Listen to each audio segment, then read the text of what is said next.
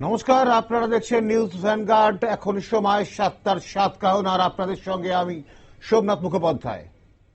আমরা প্রথমে আজকে যে আলোচনা করব, মানে আজকের আমাদের আলোচনার মূল টপিক, আগামী বছর ঘুরলেই আগামীতে 2026-এ পশ্চিমবঙ্গে বিধানসভা নির্বাচন। তার আগেই বঙ্গের শাসক দল তৃণমূলের মেগা ইভেন্ট 21শে জুলাই হয়ে গেল। আজকে বার্তা দিলেন নেত্রী মমতা বন্দ্যোপাধ্যায়। কার্যত ভোটের প্রচার তিনি শুরু করে দিলেন। তিনি কিন্তু ভোটের ইস্যু তুলে দিলেন ভাষাকে নিয়ে।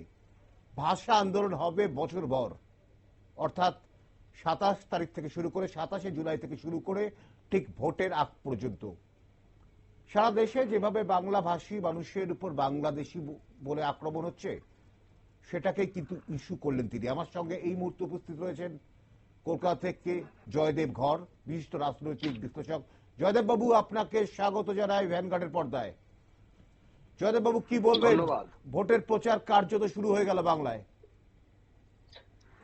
ব্যাপারটা হচ্ছে 26-এর যে একটা ডাক দেওয়া হবে আজকে 21শে জুলাই এর মঞ্চে, এটা সবাই প্রস্তুত ছিল। কিন্তু 2 মাস আগে পর্যন্ত বাঙালি অস্মিতা বা বাঙালি জাত্যাভিমানকে যে হাতিয়ার করে মমতা বন্দ্যোপাধ্যায় 2021-এ বাংলার মেয়েকেই চায় যে ম্যানিফেস্টেশনটাকে ইমপ্লিমেন্ট করেছিল এবং বিপুল সাফল্য পেয়েছিল, সেটা এবারে আর রিপিট হতো না। কিন্তু এবারে জয়দেববাবু, আপনার আওয়াজ খুব কেটে কেটে আসছে আমার কাছে।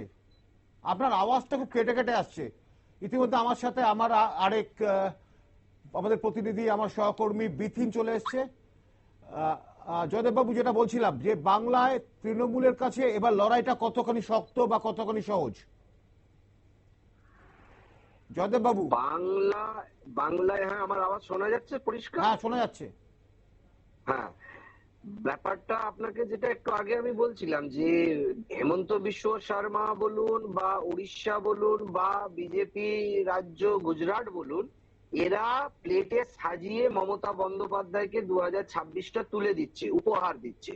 হেমন্ত বিশ্ব শর্মা যদি বাঙালি বিষয়, বাংলা ভাষায় কথা বলার মানুষের বিষয় মন্তব্য আলটপকা না করতেন, বা উড়িষ্যায় যদি বাঙালিদের ঝাড়সুগদাতে ডিটেনশন করে রাখা না হতো, বা গুজরাটে যদি না বাঙালি দোকানদারকে ইন্টারোগেট করা হতো, তাহলে মমতা বন্দ্যোপাধ্যায় 2026-এর পালে হাওয়া, যেটা বাঙালি জাত্যাভিমান, বাঙালি অস্মিতাকে কাজে লাগাতে পারতো না।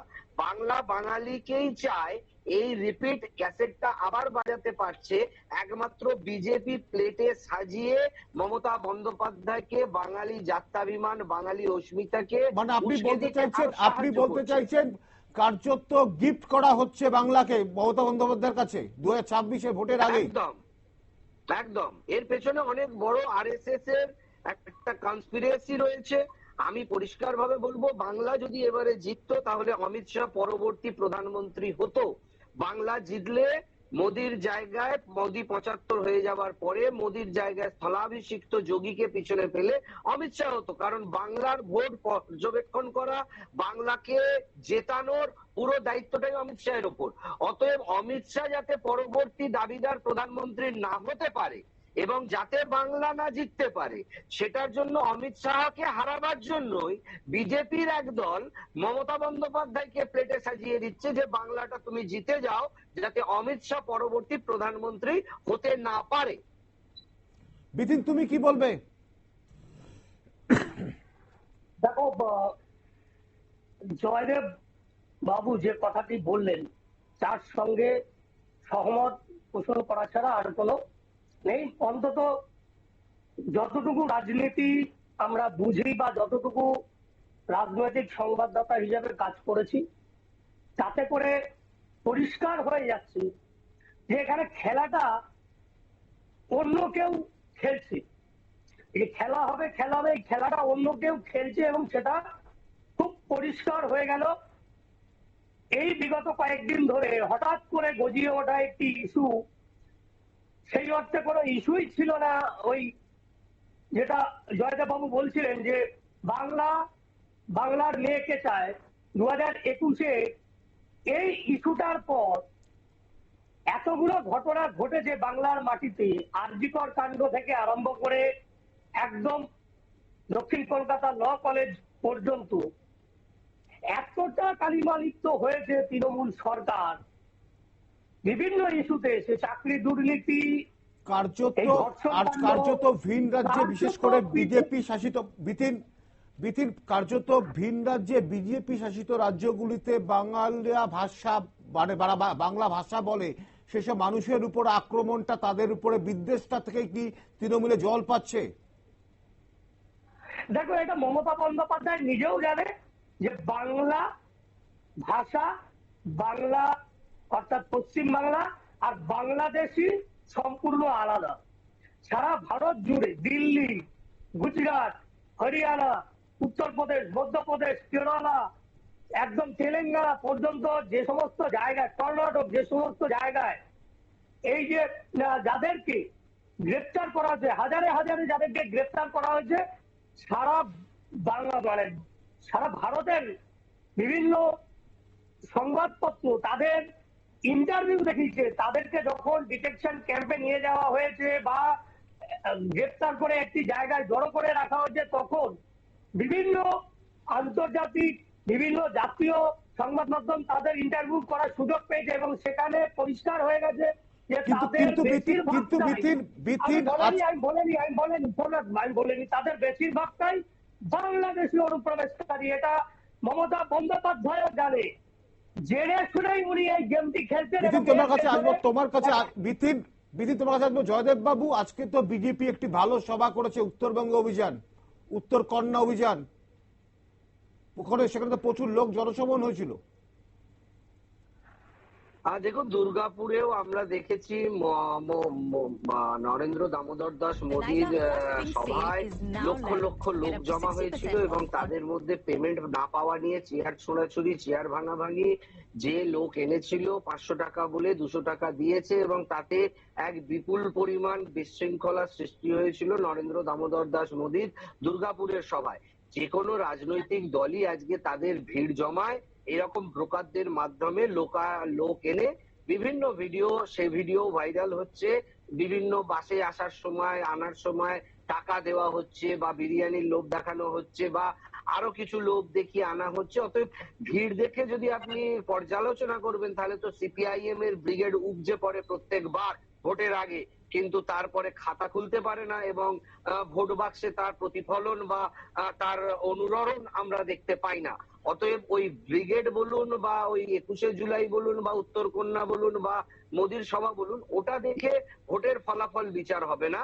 বাংলার মানুষকে জিততে হলে বাংলার মানুষের কথা বলতে হবে, বাংলার মানুষকে তৃণমূল কংগ্রেসের থেকে বেশি পাইয়ে দিতে হবে।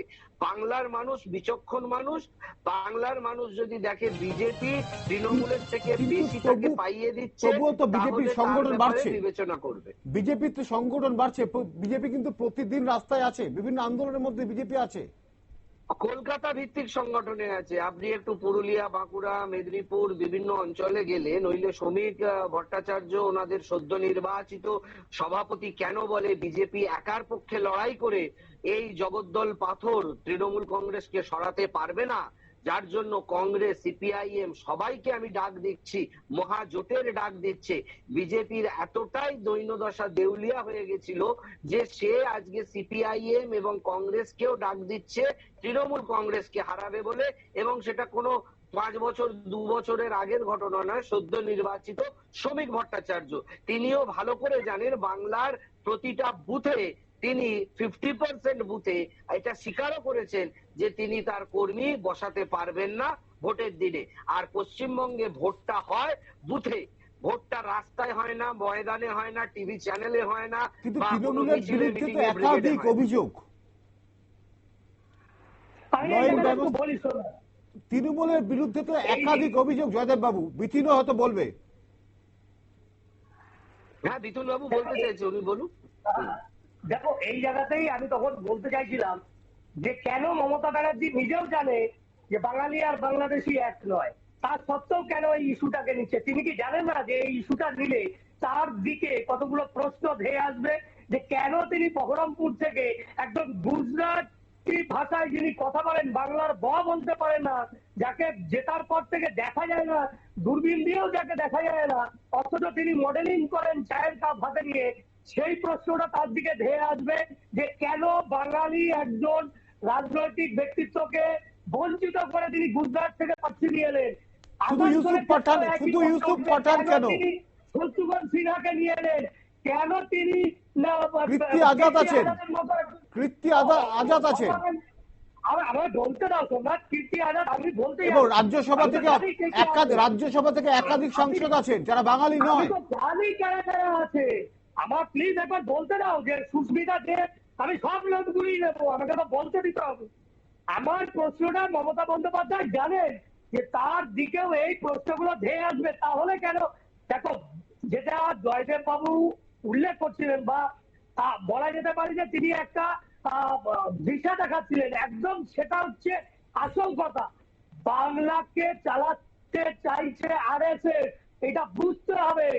আরএসএস এর মা দুর্গা কোন বিজেপি নেত্রী নয়, লকেট নয়। আরএসএস এর মা দুর্গা মমতা বন্দ্যোপাধ্যায়। আরএসএস এর কোলের ছেলে দিলীপ ঘোষ, আরএসএস এর কোলের ছেলে কখনো শ্রমিক ভট্টাচার্য নয়, কখনো সুকান্ত মজুমদার ছিল না, কখনো শুভেন্দু অধিকারী নয়।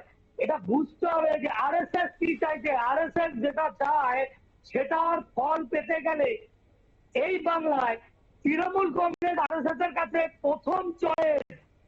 তার কারণ আমরা যদি দেখি 2011 সালের পর থেকে 2011 সালের আগে আরএসএস এর কি সংগঠন এই বাংলার বুকে ছিল, আর 2011 সালের পর থেকে আরএসএস এর সংগঠন কিভাবে বৃদ্ধি পেয়েছে, যেটা আরএসএস জানে যে বাংলায় বিজেপি এই যে সমীকরণ, এই যে ধর্মীয় সমীকরণ রয়েছে, তাতে করে বিজেপির পক্ষে আসা সম্ভব নয়।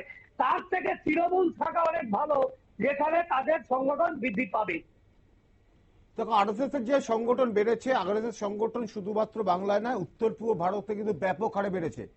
বাংলায় একটা সময় যে আরএসএস এর শাখা গোনা যেত, হয়তো প্রত্যেক জেলা পিছু একটা, কখনো কখনো তাও ছিল না, কিন্তু এখন প্রত্যেক জেলা কেন প্রত্যেক বিধানসভায় আছে, এবং পারলে প্রতিটি ওয়ার্ডে কিন্তু আরএসএস এর শাখা হচ্ছে। সব ওয়ার্ডে হচ্ছে বলছি না, পারলে পড়তে। এই ক্ষেত্রে জয়দেব বাবু কি বলবেন?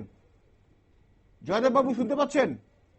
হ্যাঁ, শুনতে পাচ্ছি, বলুন। বলুন না, কি বলবেন? এই যে তৃণমূলের থেকে তো অবাঙালি প্রার্থী, বিশেষ করে লোকসভার মতক্ষেত্রে 3 জন লোকসভায়, রাজ্যসভায়ও আছে, কি বলবেন? যে বেল্ট গুলোতে আছে, দেখুন আপনি ইউসুফ পাঠান, সেখানে সংখ্যালঘু তত্ত্ব, সেই জন্য সেখানে তিনি কেন আছেন। তৃণমূলের কি বাঙালি সংখ্যালঘু নেতা নেই? বলুন, তৃণমূলের কি বাঙালি সংখ্যালঘু নেতা নেই? ইউসুফ পাঠানের মতন পপুলার নেতা কোথায় আছে? ইউসুফ পাঠান একটা ইন্ডিয়ান আইকন, এবং তাকে চেনে না এরকম ভারতবাসী বাঙালি কি পাবেন? কিন্তু তৃণমূলের সংখ্যালঘু নেতাকে লক্ষ লক্ষ মানুষ চেনে না আছে, কিন্তু লক্ষ লক্ষ মানুষ সবাই চেনে এরকম একটা তৃণমূলের সংখ্যালঘু নেতা নাম বলুন, যাকে সবাই চেনে এক ডাকে। ইউসুফ পাঠানকে ববি হাকিম, এবং তার ক্যারিশমা রয়েছে। ফিরাদ হাকিমের কথা বলতে পারি আমি। তিনি তিনি তিনি তিনি তিনি আগামী দিনে মুখ্যমন্ত্রী হতে পারেন, কিন্তু তিনি তো এখন সদর্পে বাংলার কলকাতার মেয়র, এবং তিনি মানে পশ্চিমবঙ্গে কলকাতার প্রাণকেন্দ্রে মমতা ব্যানার্জির রাইট হ্যান্ড ম্যান। তিনি একটা লোকসভা বা বিধানসভার জন্য লড়তে যাবেন কেন? তিনি একটা মন্ত্রী, ক্যাবিনেট মিনিস্টার, একটা মেয়র। অতএব উনি নিশ্চয়ই ওনাকে চেনে, কিন্তু ওনার তো সেটেলমেন্ট আছে, তো রিসেটেলমেন্ট কেন উনি করাবেন? কিন্তু রিসেটেলমেন্ট করবার জন্য কি দ্বিতীয় কোনো প্রার্থীর নাম আপনার মনে পড়ছে ঠিক এই স্ট্যাচারে? যে ফিরাদ হাকিমের স্ট্যাচারে অন্য কেউ আছে যাকে তৃণমূল কংগ্রেস প্রার্থী করতে পারে, যার ফেস ভ্যালু অধীর চৌধুরীর থেকেও বেশি বা অ্যাট্রাকশনটা বেশি? দেব কি রাজনীতির বোঝে? কিন্তু এই বহরমপুর আসনটি সংখ্যালঘু হলো, এখান থেকে কিন্তু অধীর চৌধুরী দীর্ঘদিনের সাংসদ। সেই জন্য কংগ্রেস তো যা মানে ধর্মনিরপেক্ষ দল, হিন্দু মুসলমান করতে জানে না। সিপিআইএম ধর্মনিরপেক্ষ দল, সিপিআইএম এরও হিন্দু মুসলমান করতে লাগেনি, কংগ্রেসেরও লাগেনি, সেই জন্য সেখানকার হিন্দু মুসলমান সবাই ভোট দিয়েছে। কিন্তু যখন একটা জাতিকে জিগির তুলে দেওয়া হয়, এ তোমার জাত ভাই এসছে, তা সেই জাত ভাইকে জেতাবার জিগির তুললে সবাই তখন জাত ভাইকে জেতাবে। যেমন আমি সিপিআইএম এর একদম আপনাকে বলছি, 2026-এ যদি মোহাম্মদ সেলিমকে মুখ করে এবং বাংলার প্রথম মুসলমান মুখ্যমন্ত্রী মোহাম্মদ সেলিম হবে, সেটাকে যদি প্রজেকশন করে সিপিআইএম যদি ভোটে যায়, তাহলে কিন্তু তৃণমূল কংগ্রেসের সংখ্যালঘু ভোট ব্যাংকে ধস নামবে, ধস ল্যান্ডস্লাইড হবে। একদম। কিন্তু সেটা সিপিআইএম করবে না। সিপিআইএম কে বলতে হবে বাংলার প্রথম মুসলমান সংখ্যালঘু মুখ্যমন্ত্রী পাবে, মুসলমানদের বলতে হবে তোমাদের জাতের মুখ্যমন্ত্রী পাবে। কিন্তু এই জাতের কথা সিপিআইএম বলবে না, জাতের কথা তুলে রাজনীতি সিপিআইএম করবে না। কিন্তু যদি আজকে মোহাম্মদ সেলিমকে মুসলমানদের প্রতিনিধিত্ব এবং মুসলমানদের মুখ্যমন্ত্রী, প্রথম মুখ্যমন্ত্রী বাংলায় মুসলমান হবে বলে, তৃণমূল কংগ্রেস বেগ পেয়ে যাবে। কিন্তু সেটা তৃণমূল কংগ্রেসকে বেগ দেওয়ার জন্য সিপিআইএম করবে না। তাহলে সিপিআইএম ও আরএসএস এর কোথাও হয়তো সহযোগী বা আরএসএস কে হিষ্টপুষ্ট করতে সাহায্য করছে। কারণ মোহাম্মদ সেলিম যদি মুখ হয় আগামী দিনে সিপিআইএম এর, মুখ্যমন্ত্রীর মুখ হয়, মুসলমান মুখ্যমন্ত্রী হয়, বাংলার কিন্তু ভোট বাজারে দোলাচলে চলে যাবে তৃণমূল কংগ্রেস। বিপিন, তুমি কি বলবে এই ইস্যুতে? একদম একদম, যদি সিপিআইএম বা বামফ্রন্ট সহযোগী দলগুলি মোহাম্মদ সেলিমকে সেটা সাংবাদিক বৈঠক করে ঘোষণা করতে হবে, ওই নির্বাচনের পরে তারপরে মুখ্যমন্ত্রী ঠিক করবো, এইটা নয়। যেটা জয়দেব বাবু বলার চেষ্টা করলেন যে একদম বামফ্রন্ট সহযোগীদের সাংবাদিক বৈঠক করে ঘোষণা করতে হবে যে মোহাম্মদ সেলিমকে তারা মুখ্যমন্ত্রী প্রজেক্ট করে 26-এর বিধানসভা নির্বাচনে নামতে চলেছে। তাহলে ধস নামবে তৃণমূলের সংখ্যালঘু, মানে তৃণমূলের 30% ভোট একেবারে ধসে যাবে বলছো? একদম। কারণ সংখ্যালঘু, দেখো সংখ্যালঘু বলতে মুসলিম সমাজ নয়, সংখ্যালঘুর মধ্যে এই রাজ্যে কেন এই দেশের যারা সংখ্যাগরিষ্ঠ নয় তারা সবাই পড়ে, কিন্তু কোথাও গিয়ে রাজনীতিতে একটা সংখ্যালঘু যারা সমর্থক হয়ে গেছে মুসলিম সম্প্রদায়, সেই জায়গাতে এটা বাস্তব সত্য যে এই সম্প্রদায়ের কাছে এইটা না বড় বিষয় নয়। আমি বিপিন বাবু আমি আপনাকে একটা কথা বলবো যে সিপিআইএম এর কিন্তু ধর্মনিরপেক্ষ ইমেজটা রয়েছে। সেক্ষেত্রে মুসলমানরাও যেমন তাদের জাত ভাই মুখ্যমন্ত্রী পাবে বলে ভোট দেবে, সেখানে 30% এর মধ্যে যদি 15% বা 17% ধস নাবে, তৃণমূলের ক্ষেত্রে সেটা মানে বেগের কারণ হবে। কারণ হিন্দুরা ভোট দেবে সিপিআইএম কে। 4% সুই গড়াই আলাদা চিত্র হয়ে যাবে। জয়দেব বাবু, 2026-এ কি হতে পারে? বাংলায় ফলাফল তৃণমূল জিতবে আপনি বলছেন, কটা আসন পেতে পারে? না না না, আমি বলি যদি বিজেপি বলতে পারে যে লক্ষ্মীর ভান্ডার 5,000 করব, সাইকেলটাকে সবুজ সাথীর আমরা স্কুটি করব, ট্যাবটাকে আমরা ল্যাপটপ করব, সমস্ত জিনিস যদি 2-3 ডবল বাড়িয়ে প্রতিশ্রুতি সিপিএমও যদি ইভেন দেয়, সিপিআইএমও যদি দিতে পারে, যেটা তৃণমূল কংগ্রেস পাইয়ে দিচ্ছে, সেই পাইয়ে দেওয়াটা যদি 3 গুণ 4 গুণে নিয়ে গিয়ে দাঁড় করিয়ে প্রতিশ্রুতি দেয়, বাংলার মানুষ তখন ভাববে। কিন্তু এখন বাংলার মানুষ তৃণমূল ছাড়া দ্বিতীয় কিচ্ছু ভাবছে না। কারণ আগামী প্রজন্ম কন্যাশ্রী, লক্ষ্মীর ভান্ডার পাবে, স্বাস্থ্যসাথী পাবে, সমব্যাথী পাবে, সবুজ সাথী পাবে, তারা লাইনে দাঁড়িয়ে আছে। তারা কেন সরাতে যাবে? বাংলার আবাসের টাকা পাবে, অতএব তারা তখনই সরাবে যখন দেখবে যে একে সরালে আমাদের রোজগার পাতিটা 3 গুণ 4 গুণ হবে। 5,000 টাকা লক্ষ্মীর ভান্ডার হবে ফার্স্ট ক্যাবিনেটের মিটিং এ, এবং লক্ষ্মীর ভান্ডারের সঙ্গে স্বাস্থ্যসাথী জয়দেব বাবু, যেখানে চাকরি নেই, স্কুটি হবে, বলুন না। জয়দেব বাবু, বাংলা যেখানে চাকরি নেই, প্রচুর বেকার বসে আছে, এসএসসি তে নিয়োগ হচ্ছে না, বিভিন্ন সরকারি দপ্তরে নিয়োগ হচ্ছে না। সিপিআইএম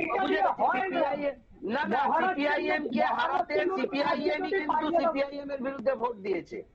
সিপিআইএম যখন ক্ষমতা থেকে গেছে তখন সিপিআইএম এর লোকেরাই কিন্তু সিপিএম এর বিরুদ্ধে ভোট দিয়েছে। একদম। সেই তৃণমূলকে সরাতে গেলে তৃণমূলের লোককেই তৃণমূলের বিরুদ্ধে ভোট দেওয়াতে হবে। অতএব তৃণমূলের যে সংখ্যক এই পাইয়ে দেওয়ার সুবিধাটা ভোগ করে তৃণমূলটা করে, কেউ তৃণমূলকে ভোট দেয় না।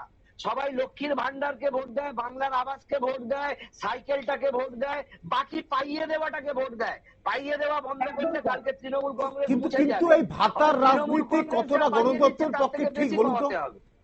এই ভাতার রাজনীতি এটা গণতন্ত্রের পক্ষে কতটা ঠিক? এখন তো এই ডোল রাজনীতি আপনার নরেন্দ্র দামোদর দাস মোদীর লাডলি বাহন যোজনা, সুভদ্রা যোজনা, সর্বত্র এই যোজনা, দিল্লিতেও এই যোজনা, পাইয়ে দেওয়ার রাজনীতি থেকে কেউ হাত ধুয়ে ফেলতে পারেনি। একমাত্র যে রয়েছে সেটা সিপিআই।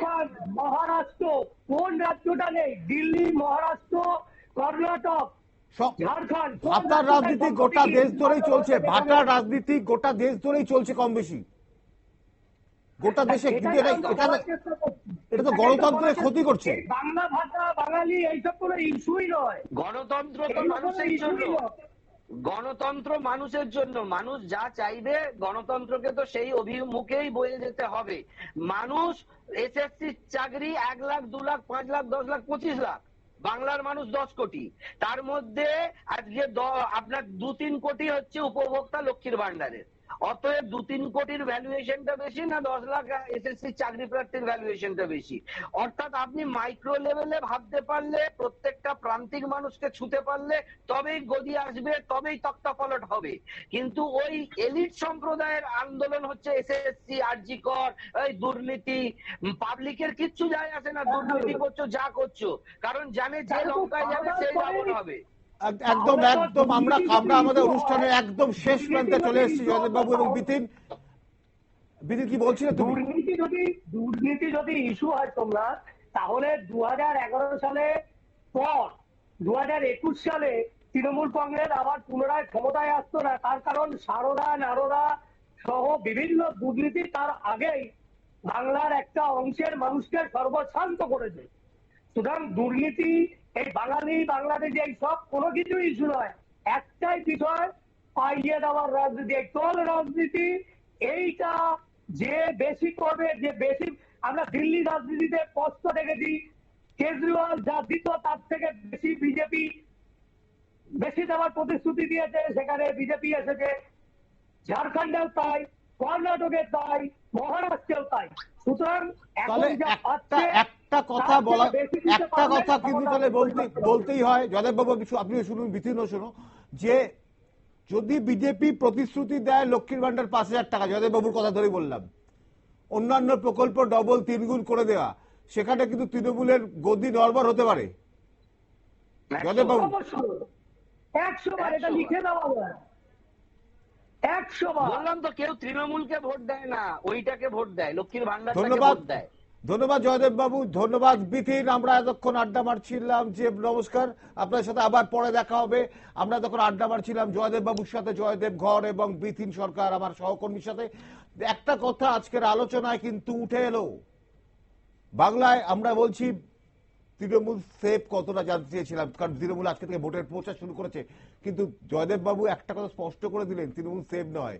বিজেপি এসে যদি আরো ভাতাগুলো বাড়িয়ে দেয়, অর্থাৎ লক্ষ্মীর ভান্ডার সহ অন্যান্য ভাতা, তাহলে কিন্তু তৃণমূলের গদি উল্টোতে পারে।